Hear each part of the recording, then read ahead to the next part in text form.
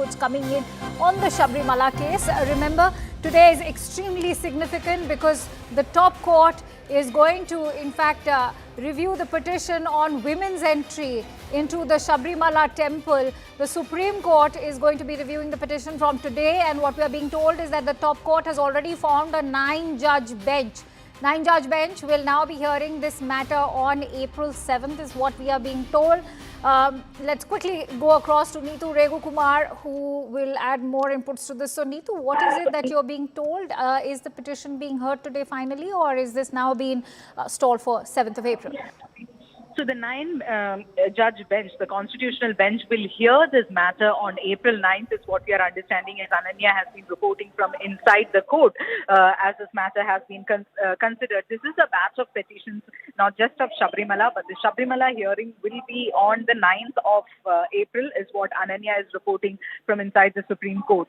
Now, the politics of this, since it is only beginning on April 9th, by then, the state's election would have been declared. The model code of conduct would be in place. So, in a way, this is something which is positive for the LDF and the Pinarayi Vijayan government, because this present government might not have to give a new affidavit, or there would not be any questions related to this, because this is one question which the opposition has already started asking the government. The LDF government had taken a progressive stand, stating that they are in for the entry of women of all age groups into the Sabrimala temple. So that is the existing affidavit which is before the Supreme Court as the state. Earlier, the UDF government had given a different affidavit which is in line with the traditions and the customs. But when the LDF government came, they changed this. Now, ahead of elections, the big question that is being posed to LDF and Chief Minister Pinarayi Vijayan was that whether they will stand by this earlier affidavit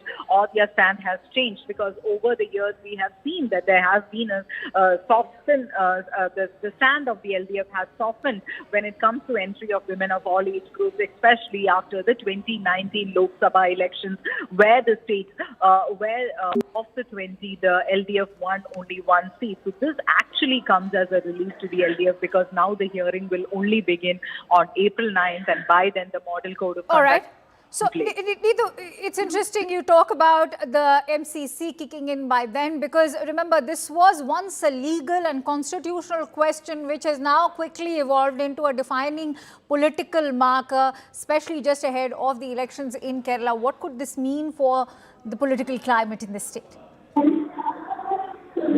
I'm sorry, I didn't hear the question. What could this mean for the political climate in the state of Kerala just ahead of the assembly elections? Ahead of the elections now, Sabrimala gold theft has been in view right now. Now, this entire debate surrounding the entry of women of all age groups into Sabrimala will also be there.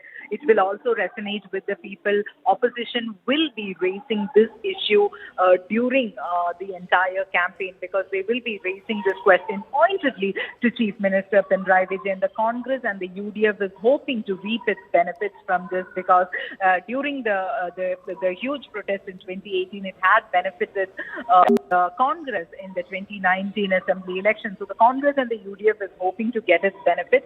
So the Sabrimala, the entry of women of all age groups in the Sabrimala temple will also be one of the major issues during the campaign, where the Congress would want the LDF and the CM to reiterate their stand. What is their stand right now as far as the women entry is concerned? The Chief Minister and the CPIM have been time and again saying after the initial issue that it is before the court, and before the court, right, we are not going to, when it's before the court, we are not going to make any comments on that. But definitely this is again going to be a campaign issue in the state of Kerala.